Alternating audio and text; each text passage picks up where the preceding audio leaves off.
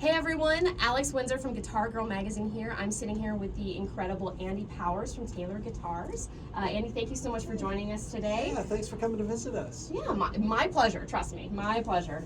Big fan of Taylor. Like I was just telling Andy, I have played Taylor for a long time. My first guitar that I ever bought myself was a Taylor 114 CE, and I still love it. Awesome. Excellent. So first of all, let's talk about you and your journey. So how did you land in this role with Taylor? Well, I've kind of always spent my time building guitars. I mean, from the time I was a little boy, this is all I've ever really done is build instruments and play music. You know, so that was something that I had started because I had a passion for it. I mean, even as a kid.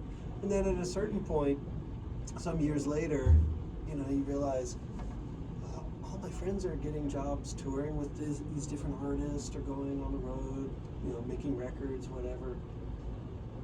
I guess I'm a guitar maker. I've already been in business for more than 10 years. I've got a waiting list. I couldn't stop even if I wanted to.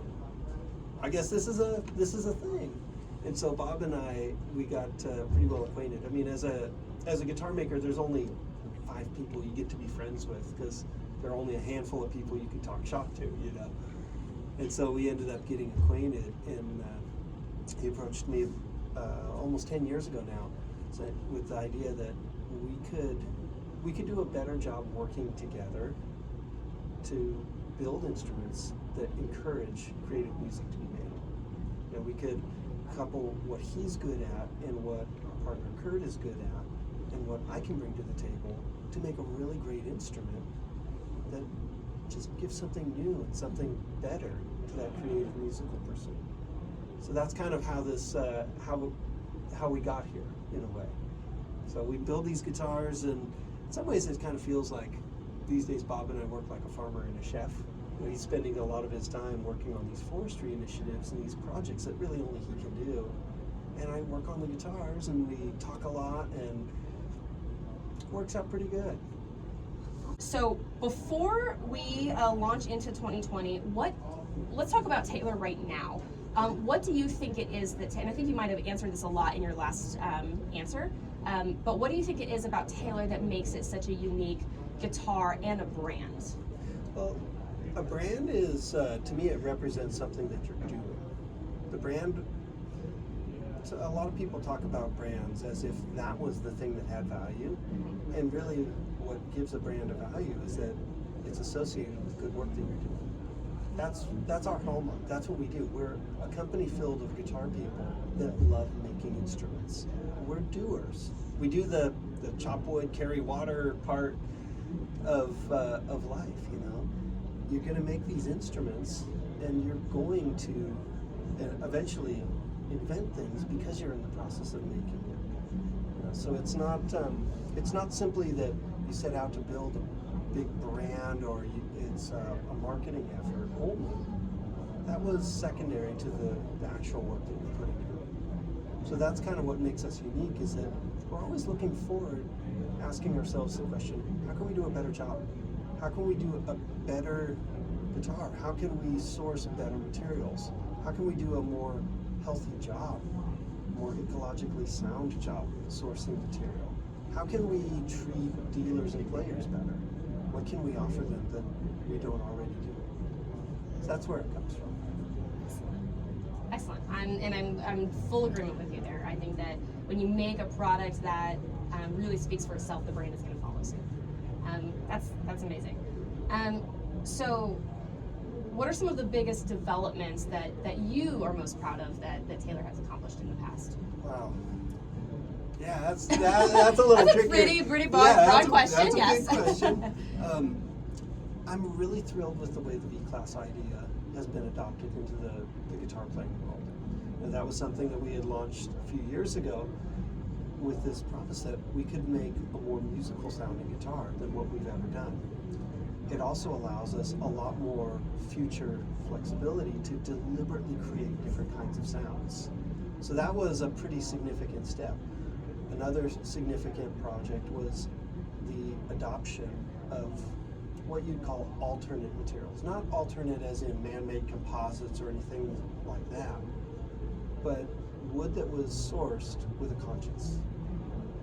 It's going, even though this is outside the normal, it works good. We find it beautiful. We find it interesting with its own natural personality. Let's incorporate this into the conversation and go here because we know this is a better route to choose. So things like that. There's some practical ones like our tailor neck. That was incredible. It does an amazing job serving a musician. It's hard to start that and not have an endpoint because, man, we could go back years, we could go into the future. There are a lot of things that we get to do simply because we're always at it trying to do a better job. Awesome. And I think that you guys are always constantly doing a better job. There's constant innovation coming from Taylor. And so my question is that, you know, to me, your brand is very, or your guitars are very well known for innovation.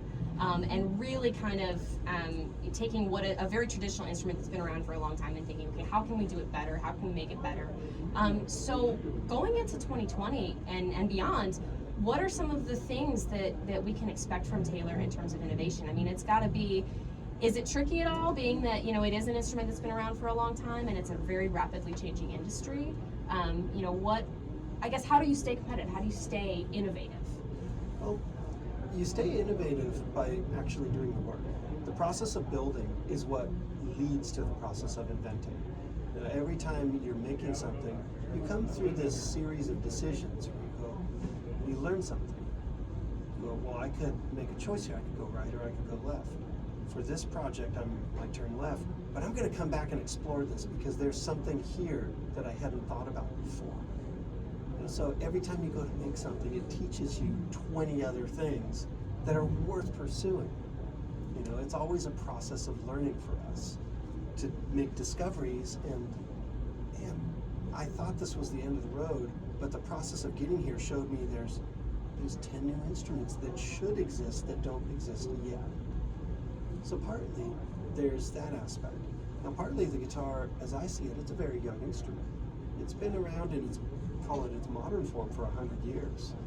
But in the music world, that isn't actually that much. You look at the development of the piano or the violin, and something like a clarinet, those are very long-term outlook instruments. And so even though the kind of the musical landscape continues to change, one thing that I can feel pretty confident in is that people will always want to be playing music. We want to tell our stories. We want to communicate. We want to share those thoughts, emotions, melodies. Musicians will always be writing songs. They'll always be playing music. And therefore, as we see it, even though the industry might change from year to year, day to day, there's always going to be a need for great instruments. Awesome. I could not agree more. Yeah, mankind has always found a way to make music, and music is always going to exist. Absolutely. The platform or the medium in which we use could change, but I think it's always going to be in existence. So it's really cool to hear that you guys are in it for the long haul, obviously. Yeah, we're here. Whew, I'm glad.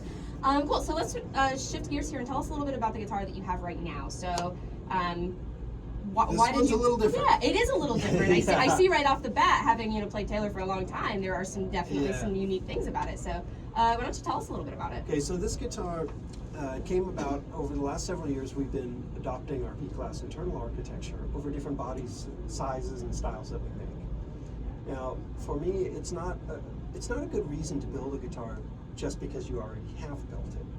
That guitar has to have a viable musical reason to live. It's got to have a purpose, an identity.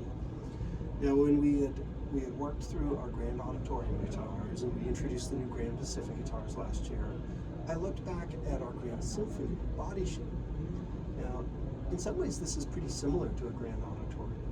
If you took a tape measure and measured it out, it's not dramatically different. But what sets it apart is it has a unique set of curves that make for a large air mass inside the body. I think of it as the lung capacity of a guitar. So I was thinking about that, and well, if I could use that, I might be able to turn this into like the opera singer of guitars, like the lyrical sounding guitar. And so I I've combined a few different attributes that you've seen maybe somewhere in the boutique guitar world. So a partial cutaway. We've seen that by other makers before. We've seen side sound ports and things like that. But in this case, combining these different elements on top of the V-class bracing platform allows me to make a guitar where I'm taking that lung capacity and using it to support every note on the whole fingerboard. So the type of sound that comes out of this guitar is a very melodic, lyrical sound. It's got a very soft character with a huge amount of dynamic range. As an example.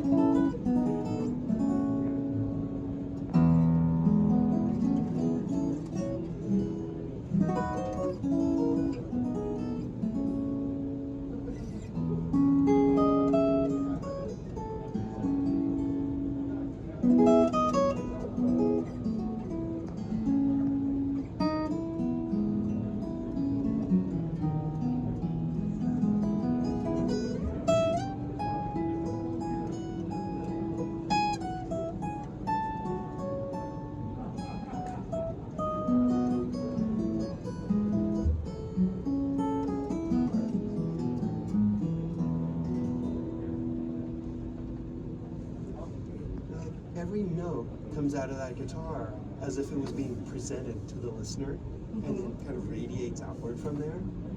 This guitar, even if you, it's interesting in that the softer your touch is, the more rich the character becomes.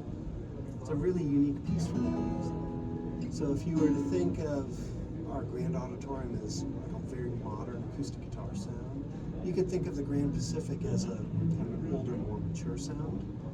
This sound is more like an orchestral sound. It's a symphonic kind of a sound.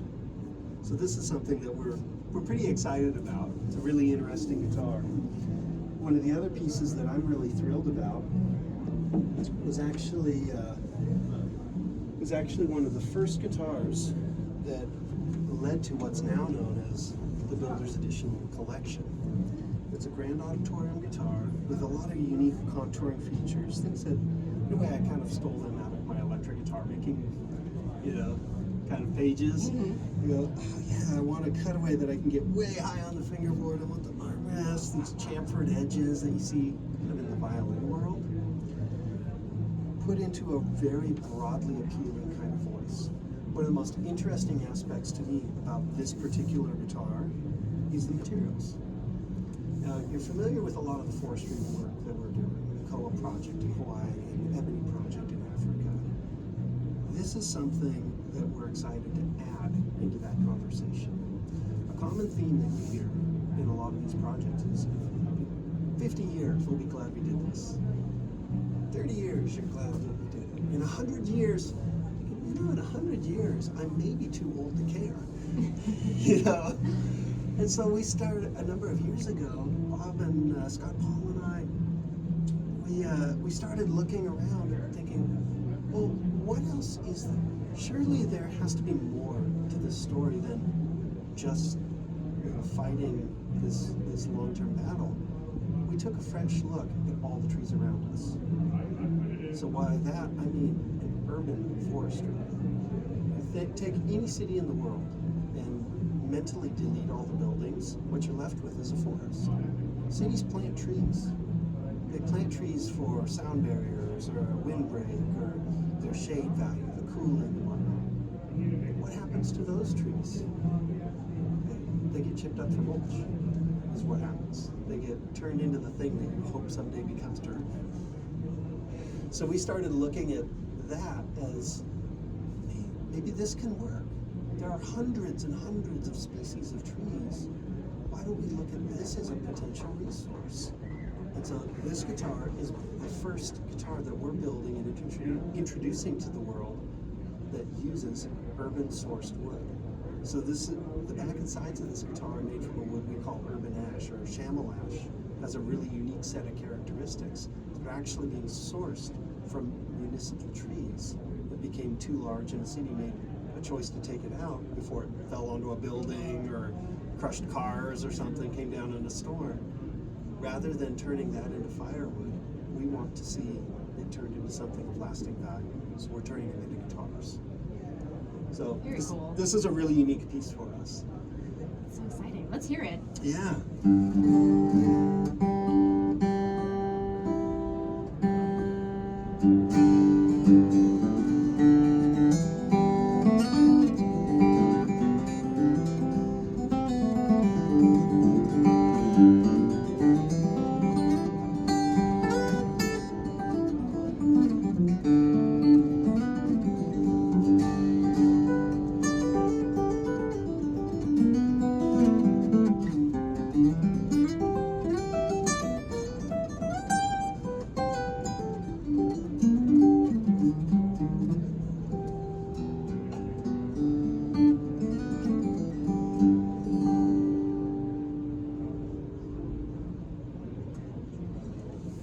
Beautiful. Beautiful. Thank you. Thank I you. love it. Well, I am very excited for all of the awesome things that Taylor is working on. I can't wait to see what you guys do in this decade and beyond.